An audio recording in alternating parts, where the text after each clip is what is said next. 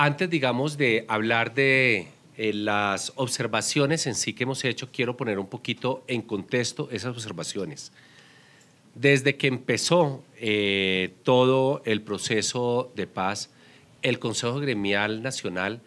ha estado absolutamente involucrado en el seguimiento,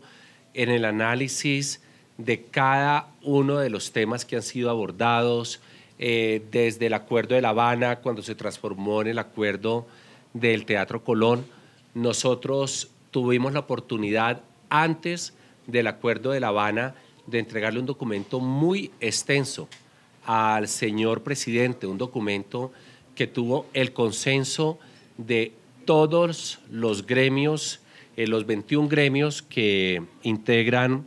nuestra colectividad. Después se dieron los acuerdos de La Habana. Los acuerdos de La Habana,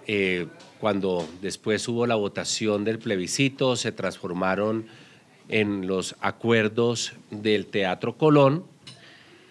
y el Consejo Gremial durante todo este tiempo nunca ha dejado de hacer ese seguimiento y ese análisis en lo que le corresponde a las consecuencias para el país, como a las consecuencias para el sector privado, para la generación de empleo, para el crecimiento económico, entre muchos otros temas. Miramos cuando salió el acto legislativo en el Congreso de la República, y ahorita cuando ya se está desarrollando todo lo que es el proyecto de ley estatutaria de la Justicia Especial de Paz, a la cual solo le falta el último debate. Muchas de estas observaciones, algunas tienen que ver con el espíritu del acuerdo en sí, otras tienen que ver con lo que quedó plasmado en lo que fue el acto legislativo, y otras tienen que ver con propuestas puntuales que creemos que se podrían corregir por parte de los honorables congresistas, para que esa ley estatutaria no tuviera unas consecuencias indeseadas para el país. Entonces, voy a hacer lectura de las 5 observaciones que nosotros hemos hecho. También les tengo que comentar que hemos tenido la oportunidad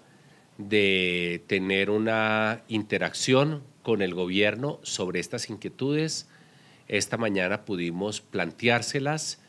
conjuntamente con el grupo de empresarios por la paz al señor ministro del Interior. Sabemos que hay unos temas en los cuales el gobierno siente que no se puede mover porque cree que sus manos están atadas, ya sea por el acto legislativo o por el acuerdo mismo del Teatro Colón,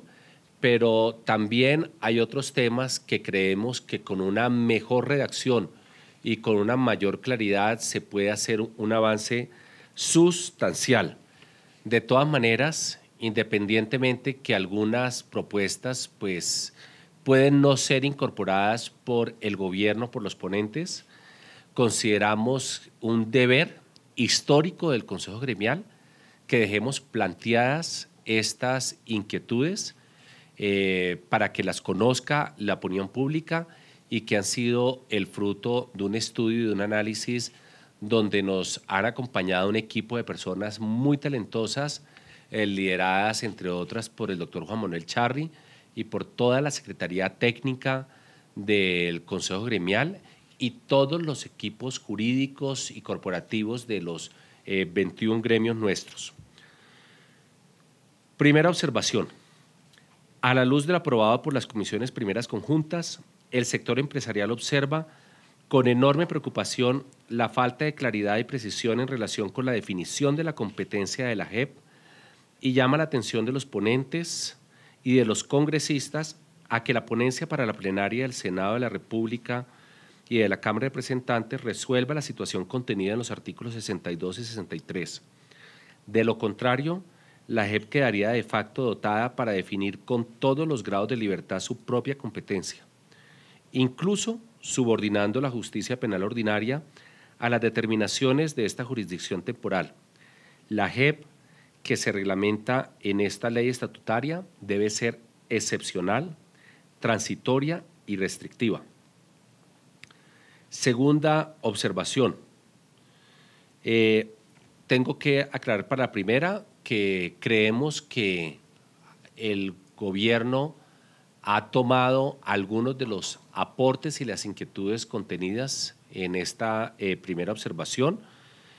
No sabemos todavía cómo se van a ver reflejados en la ponencia. Segunda observación. Resulta inadmisible los beneficios que contempla el proyecto de ley orientados a extinguir la responsabilidad y sanción penal de las personas que hayan cometido delitos relacionados con las azonadas, los disturbios y la protesta pacífica, concesiones que no guardan relación con el grupo guerrillero ni con el conflicto armado y pretenden o pretenderían beneficiar judicialmente a los movimientos sociales afines a la FARC, con lo cual se desbordan los objetivos planteados de la justicia transicional. A esta inquietud, el gobierno, y esperamos poder tener una comunicación con los ponentes,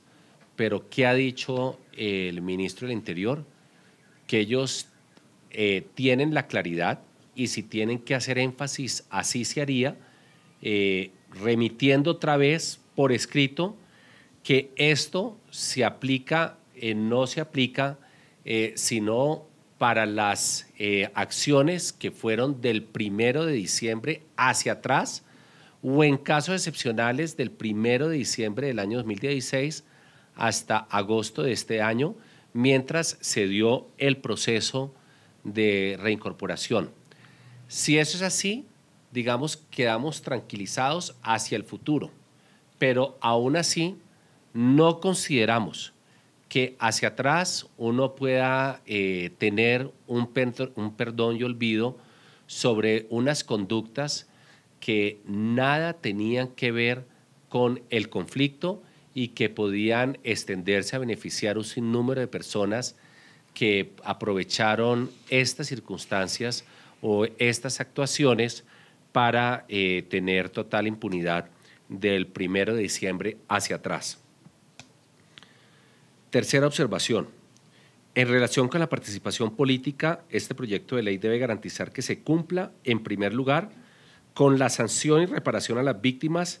para luego sí facilitar el ejercicio de los derechos políticos en los órganos de representación popular. Hacer lo contrario desnaturalizaría la función judicial de la JEP y premiaría a quienes hayan cometido graves delitos contra el derecho internacional humanitario y los derechos humanos. Es decir, para el Consejo Gremial, los integrantes de la FARC solo podrían ejercer sus derechos políticos si han pasado previamente por la Jurisdicción Especial de Paz y mínimo, o por lo menos estar ya en curso de ella o tener alguna definición de sus jueces. Entonces, pues ahí tenemos una gran diferencia con el gobierno. El gobierno dice estar atado por el acto legislativo. Nosotros, pues, no iríamos a decir si está atado o no por el acto legislativo, pero nosotros nunca, como sector empresarial, apoyamos que unas personas puedan ejercer sus derechos políticos sin pasar siquiera por el sedazo de la Jurisdicción Especial de Paz. Y el hecho que puedan ejercer sus derechos políticos cuando muchas de estas instituciones de la Jurisdicción Especial de Paz todavía no están ni siquiera puestas en funcionamiento para poder asumir la competencia de esas investigaciones, es algo que hiere la dignidad de los colombianos y obviamente a millones de personas que creemos que en este país no puede hacer valerse el ser pillo paga. Cuarta observación, frente a la vinculación de terceros a la JEP, el sector empresarial estima que esto implicaría una vulneración del principio de juez natural que exige la definición previa de juez competente a la comisión de los hechos, al tiempo que les es contrario a los compromisos internacionales de Colombia en el marco de la Convención Americana de Derechos Humanos de 1969 y la propia jurisprudencia de la Corte Constitucional.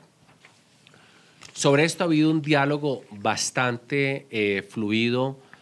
con el gobierno, esperamos poder tenerlo así con los ponentes y los miembros del Congreso, en que sea claro bajo qué circunstancias puede ser un tercero llamado a comparecer a la JEP, que tiene que ser bajo delitos de extrema gravedad, que no puede ser por delitos de coacción o delitos menores, y que en esto la carga de la prueba sea siempre por parte de la jurisdicción y no por parte de una persona que es llamada a demostrar que es inocente. Además, creemos que el ser llamado debe ser una condición muy particular, muy especial, donde haya, como ya lo expresé, unos hechos muy graves de por medio, como son los delitos de lesa humanidad, para que no vayamos a tejer un manto de duda sobre todos los 48 millones de colombianos que podrían estar reputacionalmente en peligro de tener que ir a responder por una simple denuncia, por un anónimo, sin ninguna prueba frente a esta jurisdicción especial. Una reputación demora mucho en construirse, pero se destruye muy fácilmente. Hemos hablado con el gobierno todos los conceptos de que para que una persona sea llamada tiene que haberse probado que su participación fue activa y determinante en la comisión de ese delito y que esa misma participación haya sido eficaz y decisiva en que se haya desarrollado el delito mismo. Entonces, pues aquí estamos ante uno de los temas más espinosos que ha tenido el sector privado, el sector empresarial. También hemos hablado sobre las responsabilidades. Las responsabilidades siempre se entienden que deben ser personales y no corporativas. Eso tuvimos oportunidad de comentárselo al ministro Rivera esta mañana. Creemos que fueron suficientemente receptivos. Esperaremos también, dado que esto pues es una acción conjunta con el legislativo, ver en qué sentido va la ponencia para la plenaria. Por último, que es un tema en que yo creo que pues encontramos eco, que era una figura bastante exótica, y estamos hablando, y es nuestra quinta observación, que el concepto de la justicia prospectiva, que es introducido en este texto de origen gubernamental, este concepto de justicia prospectiva no tiene precedentes en el sistema judicial colombiano, tampoco tiene precedentes, salvo quizás uno en el contexto internacional, generaría una enorme inseguridad jurídica. No sabemos cómo lo podrían interpretar en el futuro los jueces, que es una justicia prospectiva, lo que nosotros conocemos una justicia retrospectiva, que es sobre los hechos y sobre las situaciones que se han dado. Y nuestra petición fue que se eliminara toda referencia a este concepto de justicia prospectiva. Entonces, este es en resumen, digamos, las 5 observaciones. Obviamente nuestro análisis fue mucho más allá, pero decidimos ser muy concretos, dado que ya estamos en una etapa donde nos abocamos a las votaciones finales por parte de la plenaria del Senado y de la Cámara de Representantes, y esperamos poder enriquecer este debate con el análisis de muchas mentes brillantes que han hecho seguimiento al proceso de paz con la FARC desde sus inicios y que han mirado todos sus desarrollos y todas sus posibles consecuencias.